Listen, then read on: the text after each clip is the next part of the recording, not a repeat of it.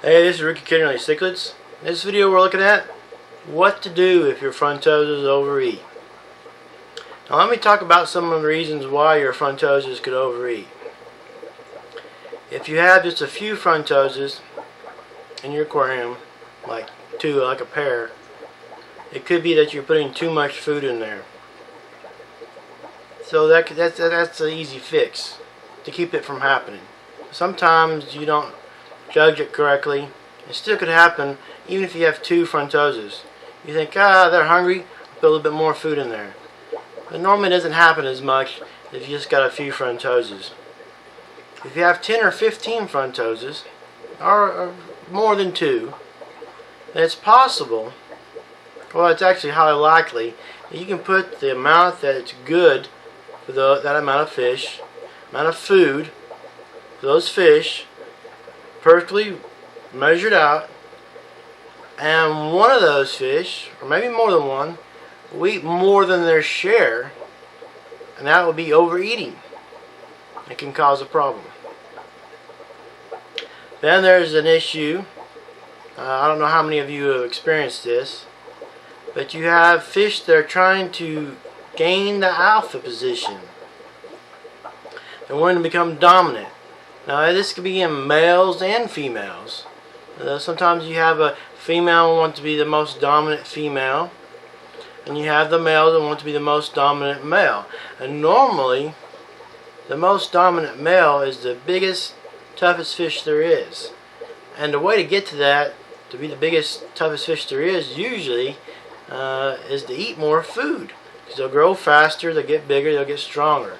So the fish, thinking that they can get ahead, one step ahead by eating a little bit more food, can cause them to overeat, and cause a blockage. Their belly, their abdomen to expand, and it can be a little bit. It looks sort of like bloat, but it's from overeating food.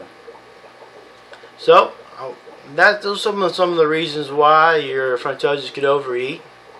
So what to do? Well, we'll look at those. Look at those reasons. What you can do to fix this. I'm going to show you in video footage an example of the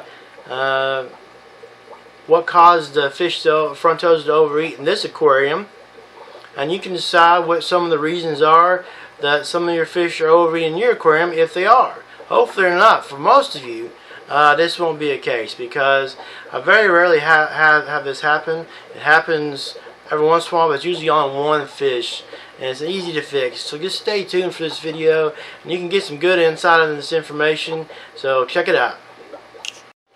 Okay, this footage right here is going to show you for sure what I was talking about. The Frontosa on the bottom of the screen is the one that's overeaten,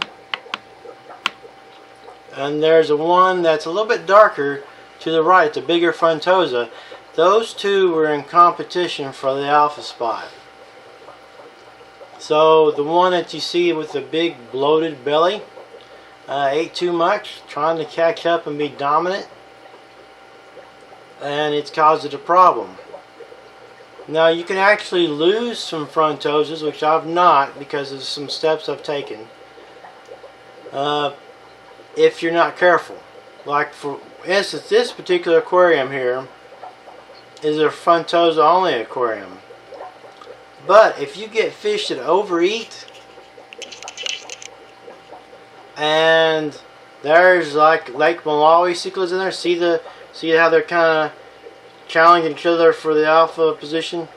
If you get fish in there that are not Frontosas, they can easily stress an overeaten fish and cause it to die, or actually to get sick and become weaken the immune system to diseases or parasites. So it's very important to have your Frontosas. You have a lot of them, and then you have one that's overeaten, be in a species only tank. It really helps out, because if it's not, it's easy for one of these fish that's overeaten to get really stressed out and die. So let me go over some reasons and actually some scenarios where it will, if you do these things, it will help you fix the situation. So what would you do to fix this situation? Well, I don't know if everyone's heard this, but fish should fast every once in a while anyways. It's good for them. They don't have necessarily an endless supply of food in the wild, and they don't usually have problems overeating in the wild. So the easiest response to this situation where a fish is eating too much food is to let it fast for a few days. Now sometimes this can take more than 1 or 2 days. I've gone as much as 3 to 4 days just because it was a special fish and it sure helped. Because if I put food in there right now that fish is going to try to eat some more food, and that's not going to help the situation. So also, if there's a situation where you find a fish that's overeaten, if you're going to do a water change, I suggest not moving your gravel siphon or your siphon around the aquarium. Just take out the water during this period so it stresses the fish not as much, and put the water back in one certain location, not in different locations through the aquarium, so it doesn't stress the overeaten fish more than you should. Now I also have a suggestion, and I'll show it to you here in just a minute, what you can put in your water that will help the situation. Let me show you that.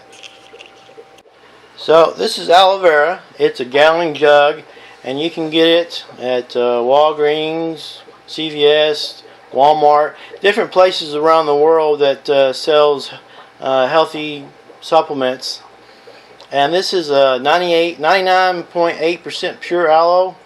It's the inner gel fillet. It does great stuff for you.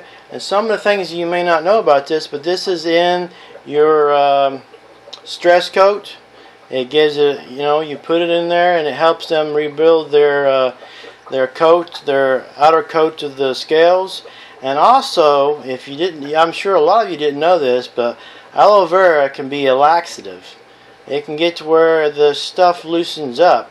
That's why they sell it at the health food stores. There's a lot of uses for it, but you can drink this stuff to help you if you're kind of constipated.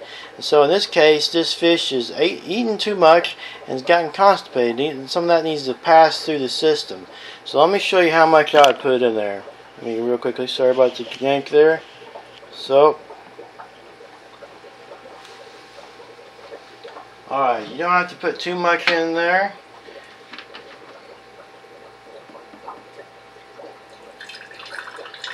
Now it can depend on how big your aquarium is. If you look at it, it's pretty clear in the glass, so it's not going to change your water quality.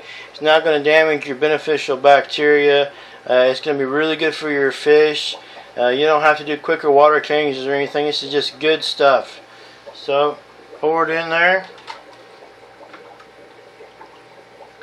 and that's going to help them out. Not only is it going to help the scales, but when they breathe in, and you see if the look down here at the fish,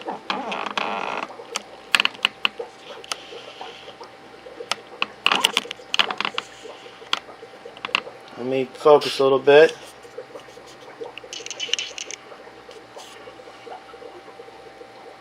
I'm not getting a good view of it. Just 1 second here. If you look back here, it's a little bit gasping. During the gasping, it's going to take some of that water with aloe vera in it. It's going to get into the system and get into the intestines. Now, some people talk about feeding their frontosas or fish peas to get that blockage knocked out. But I'm in a manner, if it's that blocked up and it's a hard rock of poo in there, you need sort of a laxative to get it out, not more food. Now, peas may help out for other people, but it's not something I want to try in this manner. This has been successful for me so far.